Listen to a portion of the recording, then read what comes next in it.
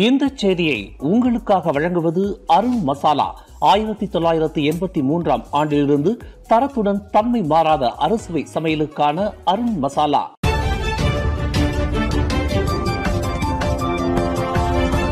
வணக்கம். திசைகளின் ஒரு மணி செய்திகள். முகமது யூசுப் ரவுத்தர் விடுதலை.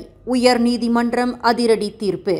தனது காருக்குள் கனாபிஸ் போதைப் பொருளையும் 2 செயற்கை கைத்துப்பாக்கிகளையும் வைத்திருந்ததாக குற்றஞ்சாட்டப்பட்ட முன்னாள் ஆய்வாளரான முகமது யூசுப் ரவுத்தரை கோலாலம்பூர் உயர் நீதிமன்றம் இன்று விடுதலை செய்தது. 32 வயது யூசுப் ரவுத்தருக்கு எதிராக ப்ராசிக்யூஷன் தரப்பினர் கொண்டு வந்துள்ள அனைத்து குற்றச்சாட்டுகளில் இருந்தும் அவரை விடுதலை செய்வதாக உயர் நீதிமன்ற நீதிபதி டத்து முகமது ஜமீல் ஹுசைன் தீர்ப்பு அளித்தார்.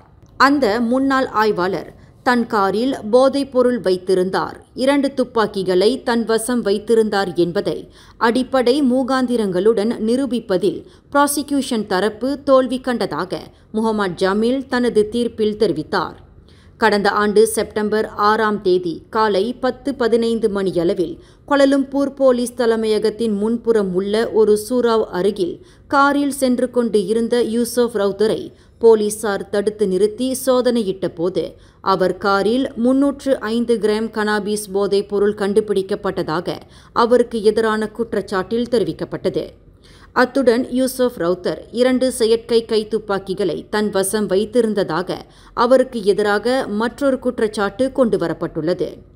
யூசுப் ரவுத்தருக்கு எதிரான குற்றச்சாட்டுகளில் எந்த அளவிற்கு அடிப்படை மூகாந்திரங்கள் உள்ளன என்பதை கண்டறிவதற்கு இவ்வழக்கின் பூர்வாங்க தன்மையை முழுமையாக ஆராய்ந்ததில் ஆதாரங்களை நிரூபிப்பதில் ப்ராசிக்யூஷன் தரப்பு தோல்வி கண்டுள்ளதாக நீதிபதி முகமது ஜமீல் ஹுசைன் தெரிவித்தார்.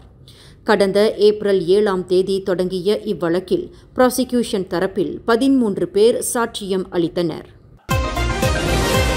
கோலாலம்பூர் மையப்பகுதியான புடுவில் உள்ள இரவு கேளிக்கை இன்னிசை விடுதிகளில் குடிநுழைவுத்துறையினர் இன்று விடியற்காலை வரை மேற்கொண்ட அதிரடி சோதனையில் பயண ஆவணம் இன்றிய 188 அந்நியர்கள் கைது செய்யப்பட்டுள்ளனர்.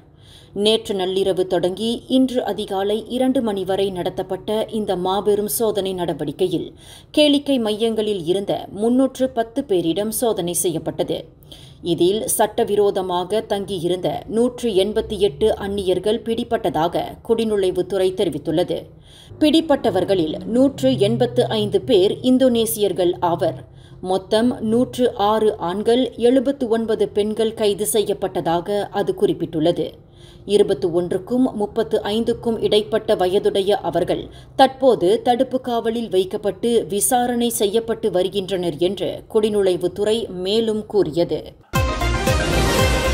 ஆசிரியை ஒருவரும் அவரின் 21 வயது மூத்த மகனும் கொலை செய்யப்பட்ட நிலையில் மலாக்கா புக்கிட் ரம்பாய் தமான் ரம்பாய் முத்தியாராவில் உள்ள தங்கள் வீட்டில் இரத்த வெள்ளத்தில் கிடந்தது கண்டுபிடிக்கப்பட்டது. அந்த ஆசிரியையின் 13 வயது மற்றொரு மகன் வீட்டிற்கு வெளியே கார் நிறுத்தும் கொட்டகையில் கடுமையான வெட்டுக்காயங்களுடன் உயிருக்கு போராடி கொண்டு இருந்தது கண்டுபிடிக்கப்பட்டது. இன்று வியாழக்கிழமை காலையில் அந்த ஆசிரியையின் 17 வயது மகன் வீடு திரும்பிய போது 51 வயது தனது தாயாரும் சகோதரனும் இரத்த வெள்ளத்தில் கிடப்பதைக் கண்டு அதிர்ச்சிக்குள்ளானார். பின்னர் இது குறித்து போலீசுக்கு தகவல் அளிக்கப்பட்டது. மதியம் 12 மணி வரையில் அந்த தரை வீட்டில் போலீசார் தொடர்ந்து தடயவியல் சோதனையை மேற்கொண்டு வருவதாக மலாக்கா மாநில துணை போலீஸ் தலைவர் ACP அஹ்மத் ஜெஃபரி அப்துல்லா தெரிவித்தார். மலேசியாவிற்கு 2 முறை தாம் பிரதமராக பொறுப்பேற்ற நிலையில் தற்போது பிரதமர் பதவி எதுவும் இல்லாவிட்டாலும் மக்கள் மத்தியில் தாம் இன்னமும் பிரபலமாக விளங்குவதாக முன்னாள் பிரதமர் துன் மகாதீர் முகமது தெரிவித்தார். தம்மிடம் தற்போது அதிகாரம் எதுவும் இல்லை, ஆனால் மக்கள் மனங்களில் தொடர்ந்து இடம்பெற்றுள்ளதாக துன் மகாதீர் குறிப்பிட்டார். ரஷ்யாவின் சுதந்திர தினத்தையொட்டி கோலாலம்பூரில் நேற்று இரவு ரஷ்ய தூதரகம் ஏற்பாடு செய்த சுதந்திர தின கொண்டாட்ட நிகழ்வில் சிறப்பு விருந்தினராக கலந்து கொண்ட துன் மகாதீர் செய்தியாளர்களின் கேள்விகளுக்கு பதில் அளிக்கையில் இவ்வாறு தெரிவித்தார். துன் மகாதீரின் வருகையையொட்டி ரஷ்ய தூதரகம் சிறப்பான வரவேற்பை நல்கியது. நிகழ்ச்சி முடியும் வரையில் பலர் துன் மகாதீருடன் இணைந்து புகைப்படம் எடுத்துக்கொள்வதில் அதிக ஆர்வம் காட்டினர். இது எதை குறிக்கிறது என்று செய்தியாளர்கள் துன் மகாதீரிடம் வினவிய போது, பிரதமர் பதவி இல்லை, ஆனால் மக்கள் மனதில் தொடர்ந்து இடம்பெற்றுள்ளேன் என்றார். பலர் துன் மகாதீருக்கு 100வது பிறந்த தின வாழ்த்துக்களை தெரிவித்துக் கொண்டனர்.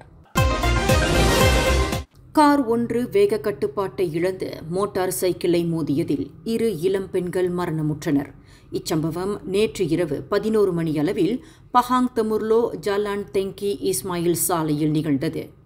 அந்த 2 பெண்களும் சமிஞ்சை விலக்கு பகுதியில் மோட்டார் சைக்கிளில் நின்று கொண்டு இருந்தபோது இத்துயரச் சம்பவம் நிகழ்ந்தது. இதில் 18 வயது 2 பெண்கள் சம்பவ இடத்திலேயே மாண்டனர். சிவப்பு நிற சமிஞ்சை விளக்கை கண்டதும் அந்த 2 பெண்களும் பயணித்த மோட்டார் சைக்கிளை நிறுத்திய வேளையில் அவர்களை முந்தி செல்ல முனைந்த பொரோடுவா பேசா கார் அந்த பெண்களின் மோட்டார் சைக்கிளை மோதியதாக தெமுர்லோ மாவட்ட போலீஸ் தலைவர் ஏசிபி மஸ்லான் ஹசான் தெரிவித்தார். அந்த காரை செலுத்திய 38 வயதுடைய நபரின் அவசர போக்கினால் இவ்விபத்து நிகழ்ந்ததாக பூர்வாங்க விசாரணையில் தெரியவந்துள்ளது என்று அவர் குறிப்பிட்டார்.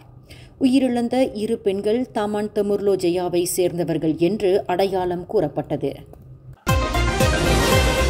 கடந்த திங்கட்கிழமை ஜெல்லி கரிக் கிழக்கு மேற்கு நெடுஞ்சாலையில் உப்சி பல்கலைக்கழகத்தின் 15 மாணவர்கள் உயிரிழந்த கோர பேருந்து விபத்து தொடர்பில் போலீசார் இதுவரையில் 18 பேரிடம் வாக்குமூலம் பதிவு செய்துள்ளனர்.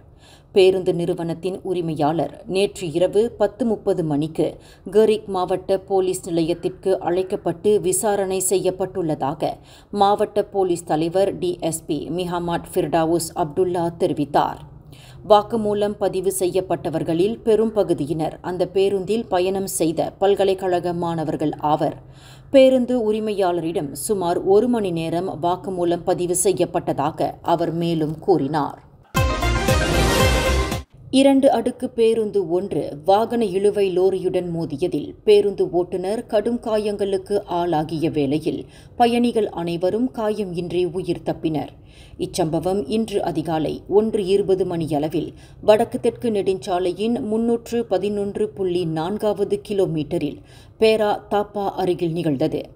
லாரியின் இடிபாடுகளுக்கு இடையில் சிக்கி அவதியுற்ற அந்த பேருந்து ஓட்டுநரை மீட்பதற்கு போலீசார் தீயணைப்பு மீட்பு படையினரின் உதவியை நாடினர். அந்த பேருந்து உதவி ஓட்டுநர் உட்பட 11 பேருடன் சென்று கொண்டு இருந்தபோது வாகன இழுவை லோரியின் பின்புறம் மோதியதாக தெரியவந்துள்ளது. இதில் லாரி ஓட்டுநர் மற்றும் உதவியாளர் காயமடையவில்லை என்று பேரா மாநில தீயணைப்பு மீட்பு படை உதவி இயக்குநர் சபரோட்சி நூர் அஹ்மத் தெரிவித்தார். இந்த செய்தியை உங்களுக்காக வழங்கியது அருண் மசாலா. 1983ஆம் ஆண்டிலிருந்து தரத்துடன் தன்மை மாறாத அறுசுவை சமையலுக்கு அருண் மசாலா. மேலும் செய்திகளை தெரிந்து கொள்ள கீழே இருக்கும் பெல் பட்டனை அழுத்துங்கள். உங்கள் மகிழ்ச்சியை வெளிப்படுத்த லைக் மற்றும் ஷேர் செய்யுங்கள். தொடர்ந்து திசைகளோடு இணைந்திருக்க சப்ஸ்கிரைப் செய்யுங்கள்.